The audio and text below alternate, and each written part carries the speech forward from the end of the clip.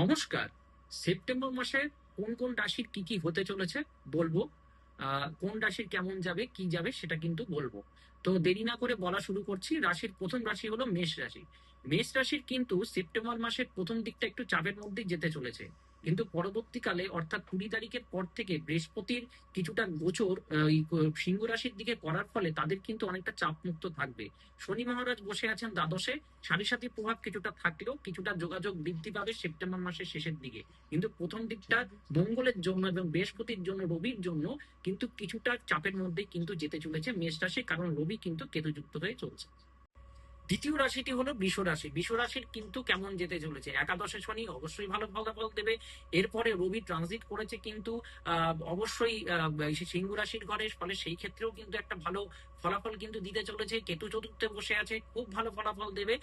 মধ্য কথায় কিন্তু সেপ্টেম্বর মাসটা কিন্তু বৃষ রাশির কিন্তু অনেকটাই কিন্তু ভালো যেতে চলেছে বৃহস্পতি কৃপায়। কিন্তু মঙ্গলের ট্রানজিট, মঙ্গলের যে পজিশন, মঙ্গলের পজিশনের ক্ষেত্রে কিন্তু কিছুটা অ্যাক্সিডেন্ট, কিছুটা ফালা দুর্ঘটনার কিন্তু সম্মুখীন হতে হবে বৃষ রাশির। পরের রাশিটি হচ্ছে মিথুন রাশি। মিথুন রাশির দশমে শনি বসে আছে, কর্মর দিক থেকে কিছুটা চাপ বৃদ্ধি হলেও শেষের দিকে, মাসের শেষের দিকে কিন্তু চাপ অনেকটাই আপনারা মুক্ত হতে চলেছেন। বৃহস্পতি বসে আছেন দ্বিতীয়ভাবে বৃহস্পতি অর্থ সম্পদ লাভের সম্ভাবনা। তৃতীয় বসে আছে কেতু। এই কেতু কিন্তু আপনাদেরকে অনেক কিছু যোগাযোগ কানেকশনের কিন্তু সুবিধা করে দেবে। তীর্থস্থানে ভ্রমণ হতে পারে, দূরবর্তী স্থানে যাত্রা হতে পারে। আপনাদের কিন্তু অনেক লেখাপড়ায়, সন্তানের লেখাপড়ায় কিন্তু উন্নতি কিন্তু হতে পারে। কর্কট রাশি, এর পরের রাশিটি হলো কর্কট রাশি। কর্কট রাশি কিন্তু আবার সেপ্টেম্বর মাসটা একটু চাপের মধ্যেই কিন্তু যাবে। বৃহস্পতি বসে রয়েছেন রাশির উপরে, বড় গ্রহ রাশির উপরে বসে থাকলে অনেক সময় খারাপ ফলাফল দেয়। আবার বৃহস্পতি কিন্তু ট্রানজিট নেওয়া শুরু করবে এই ইসের দিকে, ওই সিংহ রাশির দিকে। ফলে কিন্তু অনেকটা চাপ, মানে চাপ হলেও কিন্তু চাপ কিন্তু মুক্ত হবেন কিন্তু মাসের শেষের দিকে।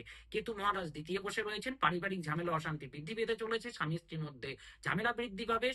আবার যখন শনি মহারাজ বসে রয়েছেন, আপনাদের নবম ভাবে ভাগ্যের দিক থেকে কিছুটা কিন্তু টানাপোড়েন কিন্তু আপনাদের চলতে থাকবে।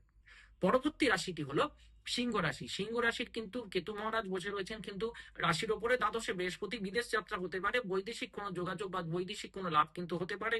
বিদেশ যাত্রার সুযোগ মিললেও কিন্তু সেটা কিন্তু বাধা বিঘ্ন প্রথম দিকে হলেও কিন্তু পরবর্তীকালে সাকসেস হবে। সন্তান বিদেশে পড়াশোনা করতে যেতে পারে। আপনার দ্বাদশে বৃহস্পতি কিন্তু কিছুটা অর্থ ইনভেস্টমেন্টের কিন্তু সম্ভাবনা দেখা দেয়। সপ্তমে রাহু মানুষের সাথে, অর্থাৎ পারিবারিক মানুষের সঙ্গে, অর্থাৎ স্ত্রীর সঙ্গে কিন্তু ঝামেলা, ঝগড়াঝাটি, অশান্তি কিন্তু বৃদ্ধি পেতে পারে। কিছুটা হলেও ভালো হলেও বেশিরভাগটা কিন্তু খারাপই যেতে চলেছে সেপ্টেম্বর মাস সিংহ রাশির। পরবর্তী রাশি হলো কিন্তু কন্যা রাশি। কন্যা রাশির কিন্তু একটু চাপের ব্যাপার, কারণ পরবর্তী বছরে কিন্তু তার সাড়ে সাথে যেতে চলেছে, অর্থাৎ সূতক কাল কিন্তু তার কিন্তু শুরু হয়ে গেছে। শনি মহারাজ সপ্তমে বসে রয়েছেন, যাদের পারিবারিক জীবনে অশান্তি, ঝগড়াঝাটি, ঝামেলা এগুলো কিন্তু চলতেই থাকবে। সন্তানের পড়াশোনায় কিন্তু বাধা আসতে চলেছে।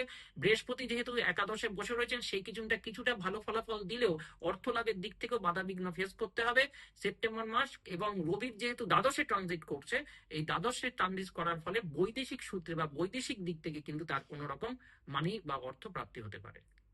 পরবর্তী রাশিটি হলো তুলা রাশি। তুলা রাশির ক্ষেত্রে কিন্তু এই ষষ্ঠে বসে রয়েছে শনি, অর্থাৎ বাতজনিত সমস্যা, আঘাতজনিত সমস্যা, পায়ের বা হাঁটুর সমস্যা কিন্তু দেখা দিতে পারে। বৃহস্পতি মহারাজ বসে রয়েছে নবম ভাবে, ভাগ্যোন্নতি দেখা দিতে পারে। কিন্তু দশমে কেতুর জন্য চাকরি বা কর্ম অবস্থায় কিন্তু পরিবর্তন কিন্তু দেখা দিতে পারে তুলা রাশির। বৃশ্চিক রাশির কিন্তু সময়টা কিন্তু কিছুটা ভালো কিছুটা খারাপের মধ্যে দিয়ে যাবে। প্রথম ভাগটা ভালো, প্রথম ভাগটা খারাপ, এরকম দেখা দেবে। যখন বৃহস্পতির সঙ্গে মঙ্গলের ট্রানজিট হবে, তখন মঙ্গলের জাতক, যেহেতু এই বৃশ্চিক রাশির জাতক জাতিকারা, তারা কিন্তু অনেক ভালো ফলাফল পাবেন। কেতু যে পজিশনে বসে রয়েছেন, আপনাদের ভাগ্য বিড়ম্বনা বা ভাগ্যের অস্থিরতা দেখা দিতে পারে। কিন্তু কোন আধ্যাত্মিক গুরুর সান্নিধ্য লাভ, কোন আধ্যাত্মিক কোনো মানুষের সঙ্গ লাভ কিন্তু আপনাদের কিন্তু হতে পারে। পরবর্তী রাশিটি হলো কিন্তু ধনুরাশি। ধনুরাশির জাতক জাতিকারা কিন্তু এখন ধাইয়ার জন্য কিন্তু অনেক চাপের মধ্যে রয়েছেন। কিন্তু কিছুদিন সেপ্টেম্বর মাসের থেকে তাদের কিন্তু চাপ অনেকটাই মুক্ত হতে চলেছেন, চাপ মুক্ত হবেন। এবং কিছু যোগাযোগ, আপনারা অর্থনৈতিক কিছু যোগাযোগ বা বৈশ্বিক যোগাযোগ আপনারা পেতে পারেন। মাসের শেষের দিকে বৃহস্পতি ট্রানজিট নিচ্ছেন আপনার নবম ভাবে, অর্থাৎ লগ্নাধিপতি নবমে ট্রানজিট দিচ্ছেন। ফলে আপনাদের শারীরিক অবস্থার কিন্তু উন্নতি হতে চলেছেন, অর্থনৈতিক সমস্যার সমাধান হতে চলেছে। পরবর্তী রাশিটি হলো মকর রাশি। মকর রাশি কিন্তু এই সময়টা কিন্তু একটু ভালো ভালো সময় কিন্তু আপনাদের যাবে সেপ্টেম্বর মাস, কারণ সপ্তমে বৃহস্পতি বসে রয়েছেন। পরবর্তীকালে বৃহস্পতি অষ্টমে ট্রানজিট নেবে, ফালা দুর্ঘটনা, অ্যাক্সিডেন্ট হতে পারে, পড়াশোনায় বাধা বিঘ্ন হতে পারে, স্বামী স্ত্রীর মধ্যে ঝামেলা গন্ডগোল অশান্তি কিন্তু লেগে থাকতে পারে, এবং আপনাদের কিন্তু অনেক সময়ের জন্য মানসিক সমস্যা কিন্তু এই সময় দেখা দিতে পারে। পরবর্তী রাশিটি হলো কুম্ভ রাশি। কুম্ভ রাশির কিন্তু এই সময়টা খুব ভালো। পরবর্তী কারণ সাড়ে সাথে কিন্তু ছেড়ে যাওয়ার সময়কাল আপনাদের শুরু হয়ে গেছে। শনি মহারাজ চলে যাবেন একদম পুরো মেষ রাশির ঘরে, আপনাদের সাড়ে সাথে ছেড়ে যাবে। কিছুটা ঝামেলা ঝগড়াঝাটি অশান্তির মধ্যে দিয়েও পারিবারিক জীবন গেলেও সেপ্টেম্বর মাসটা মোটের ওপরই ভালো যেতে চলেছে। সন্তান ভাগ্য শুভ হতে চলেছে, বৈদেশিক কোনো যোগাযোগ আসতে পারে, সন্তান পড়ার জন্য বিদেশে কিন্তু যেতে পারে।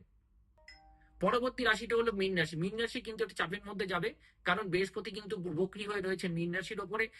ফলে শারীরিক দিক থেকে কিছু সমস্যা, পারিবারিক দিক দিয়ে কিছু সমস্যা, মানসিক কোনো সমস্যা কিন্তু দেখা দিতে পারে, এবং রাস্তাঘাটে ফাড়া দুর্ঘটনা, আঘাতজনিত সমস্যা দেখা দিতে পারে, পেটের কোনো গন্ডগোল দেখা দিতে পারে। সন্তান ভাগ্য শুভ, কিন্তু সন্তানের পড়াশোনায় কিছুটা বাধা আসলেও আসতে পারে। অর্থনৈতিক জায়গাটা কিন্তু কিছুটা বিলম্ব হলেও অর্থনৈতিক প্রাপ্তি কিন্তু রয়েছে।